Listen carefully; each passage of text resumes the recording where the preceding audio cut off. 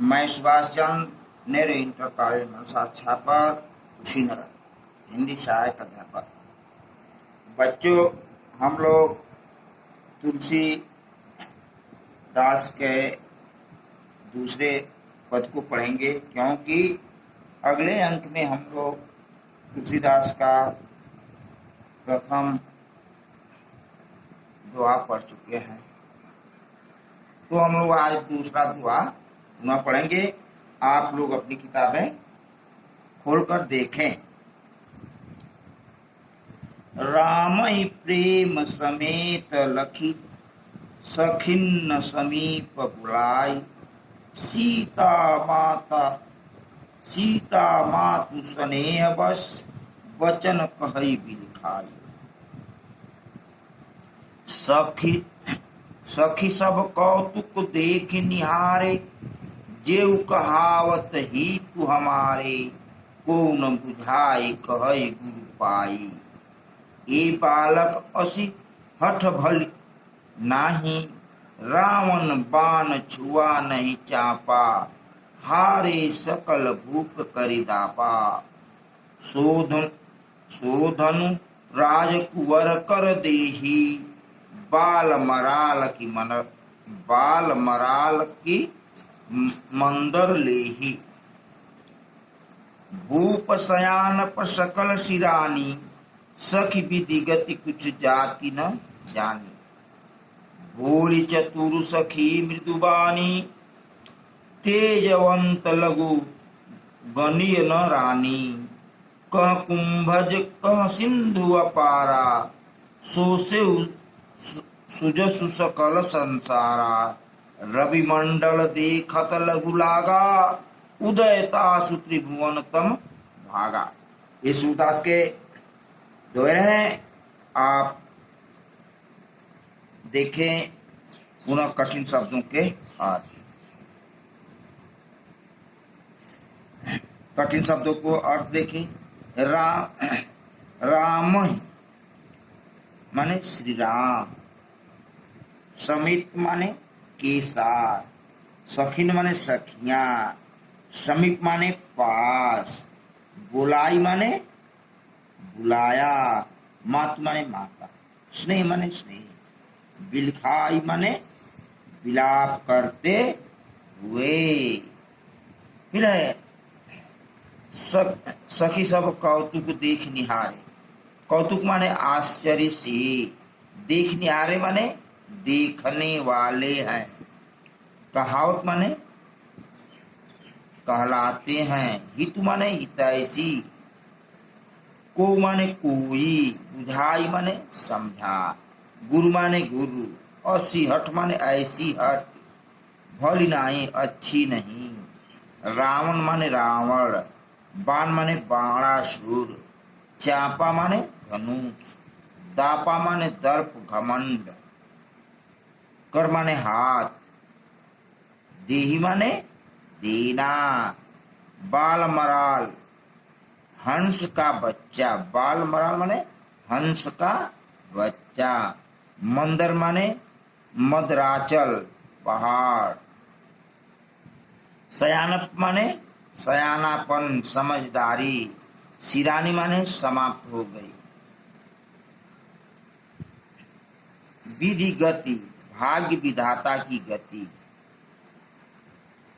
कच्छ माने कुछ, मृदु बाणी मधुर बाणी, तेजवंत माने तेजवान, लघु माने छोटा, लघु माने छोटा, गणीय माने गिनना, कुंभज माने घड़े से उत्पन्न, कुंभज माने घड़े से उत्पन्न होने वाला, सिंधु माने समुद्र, अपार माने अपार, सोसेव माने सोख लिया, सुजस माने सुयस, रवि माने सूर्य, लागा माने लगता है, तासु माने होते हैं, त्रिभुवन तीनों लोक, तम माने अंधकार। ये कठिन शब्द के अर्थ हैं। आप देखें संदर्भ आपको पहले हम बता चुके हैं और वही संदर्भ लिखा जाएगा, उसमें कोई बदलाव नहीं होगा। प्रसंग में लिखेंगे इसी को ऐसे कि कभी तुलसीदास कहते हैं कि कभी तुलसीदास जी कहते हैं कि सीता जी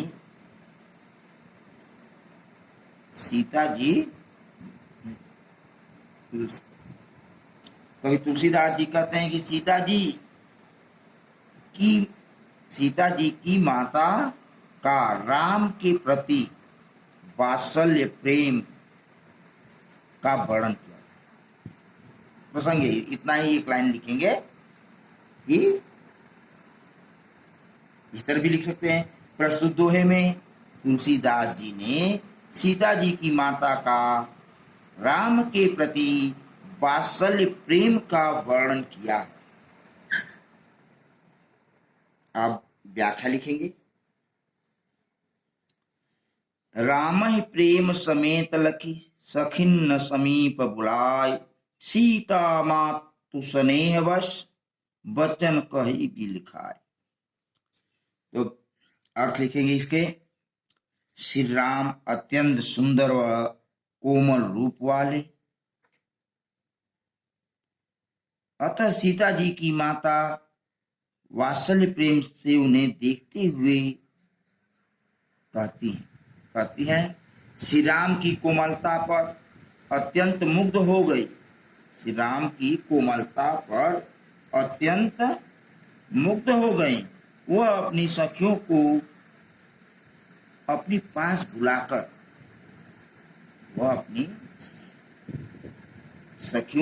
पास बुलाकर स्नेहपूर्वक विलाप करती हुई कहने लगी कि उनकी मनोकामना भी यही है कि सीता जी का विवाह राम के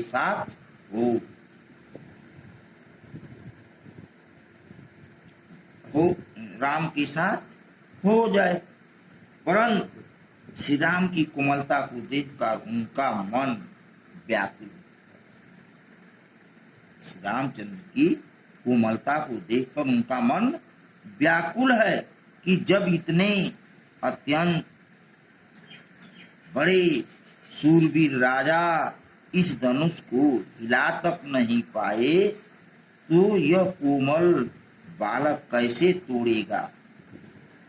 इसी संदेह के कारण सीता जी की माता भावुक हो उठी तथा राम और सीता दोनों के प्रेम में अपनी सखी से अपने मन की व्यथा कहने लगी। अब आगे देखिए। सखी सब कौतुक देख निहारे, जेऊ का कहावत ही तू हमारे, कौन बुझाई कहे गुरु पाई, ये बालक ऐसी हठ नहीं भाली। ये बालक ऐसी हठ नहीं भली ना। तो देखिए सीता कहती हैं कि सखी सब कहते हैं कि हे सखी, जो लोग हमारे हितैषी कहलाते हैं, सीता जी की माता सखियों से कहती हैं, क्या कहती हैं कि हे सखी, जो लोग हमारे हितैषी कहलाते हैं वे सभी तमाशा देखने वाले हैं। क्या इसमें से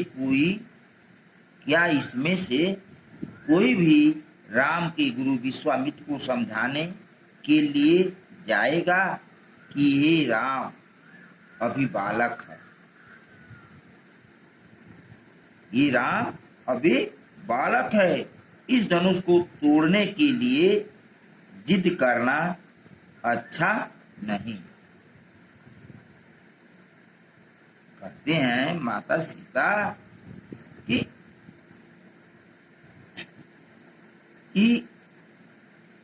गुरु विश्वामित्र को समझाने के लिए कोई जाएगा कि ये राम अभी बालक हैं, इस धनुष को तोड़ने की जो जिद कर रहे हैं अच्छा नहीं है। अर्थात इस धनुष को तोड़े, इस धनुष को बड़े बड़े योद्धा हिला तक नहीं पाए। फिर क्या है, रावण बाण छुआ नहीं चापा, हारे सकल भूप करि दापा, सो धनुराज कुंवर कर देही, बाल मरा लेती मंदर ले। अब कहती है, क्या कहती है, धनुष को तोड़ने के लिए विश्वामित्र का आज्ञा देना और राम को आज्ञा मानकर चल देना तमाशा जैसे नहीं है। यह मेरी पुत्री का विवाह स्वयंवर है, खेल नहीं। फिर भी उन्हें कोई क्यों नहीं समझाता। इस धनुष की कठोरता के कारण, इस धनुष की कठोरता के कारण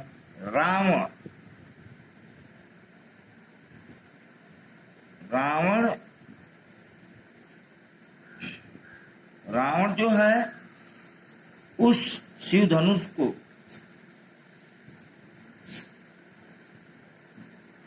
इस धनुष की कठोरता के कारण रावण बाण छुआ नहीं चापा। रावण और बाणासुर जैसे वीर योद्धाओं ने इसे छुआ तक नहीं। हारे सकल भूपित कर दापा, और सभी अपनी हार मान चुके हैं।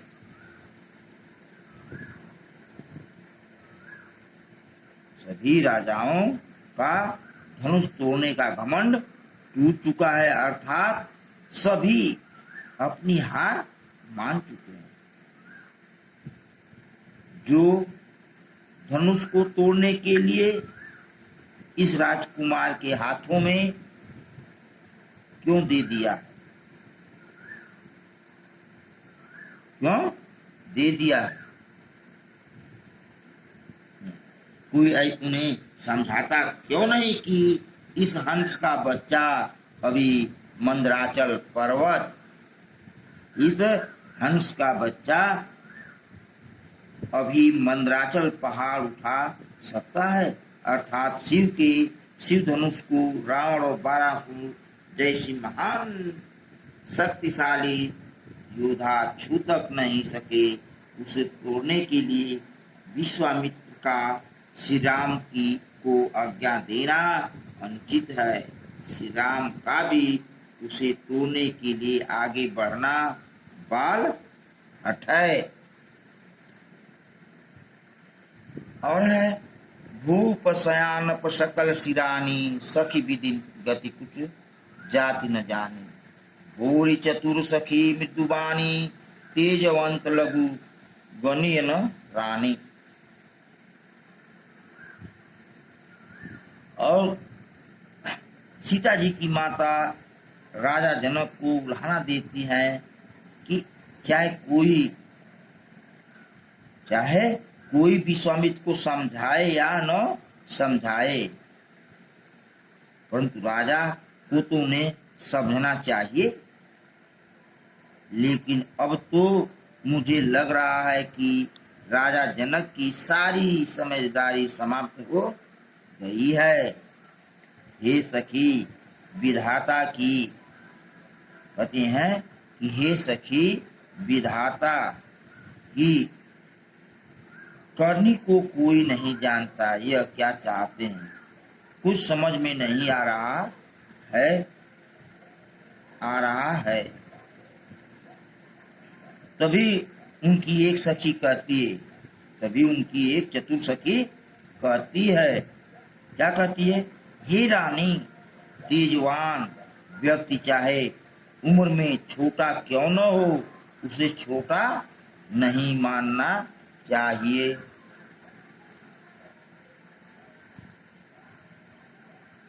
उसी में से एक चतुर सखी कहती है कि हे रानी, तेजवान व्यक्ति चाहे उम्र में छोटा क्यों न हो, उसे छोटा नहीं मानना चाहिए।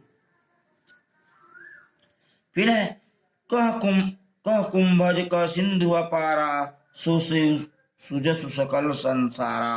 रवि मंडल देखत लघु लागा, उदय तासु त्रिभुवन तम भागा। और कह रहे हैं कहाँ घड़े से उत्पन्न होने वाले मुनि अगस्त्य।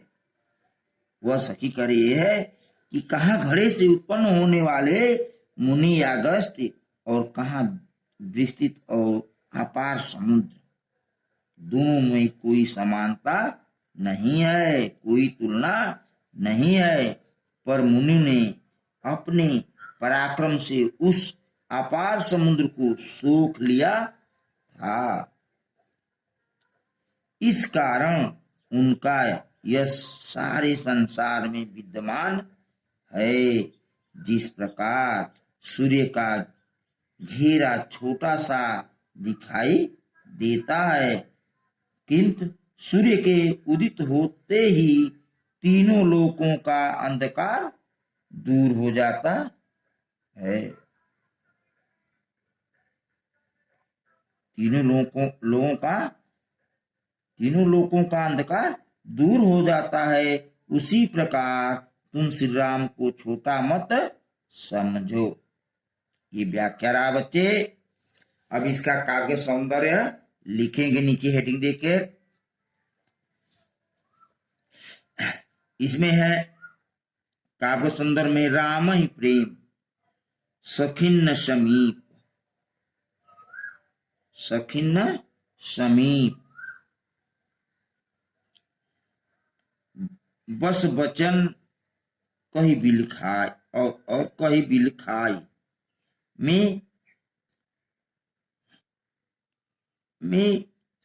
मश बोर ई बण की पुनरावृत्त होने से यहाँ अनुप्रास अलंकार होता है।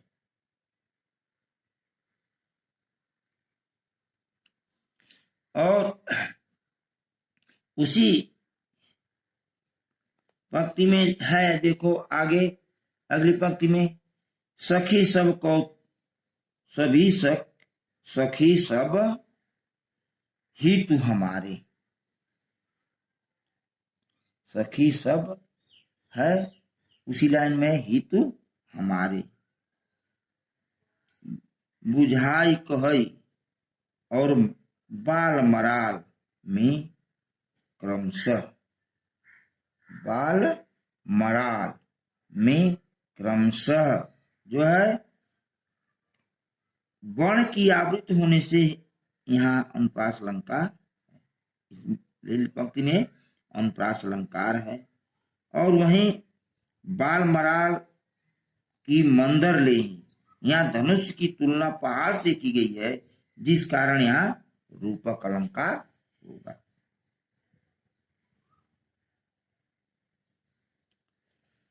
और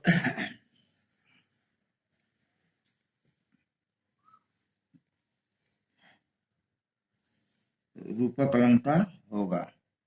अब तो ये हम काव्य सौंदर्य में लिखेंगे अलंकार ये होंगे।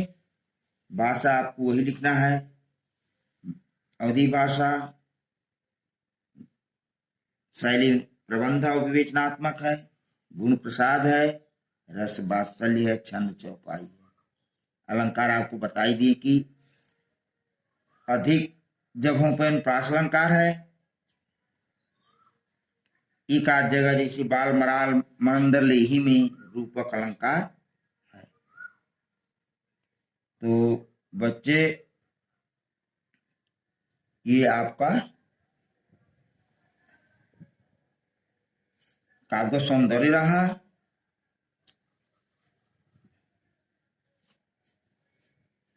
और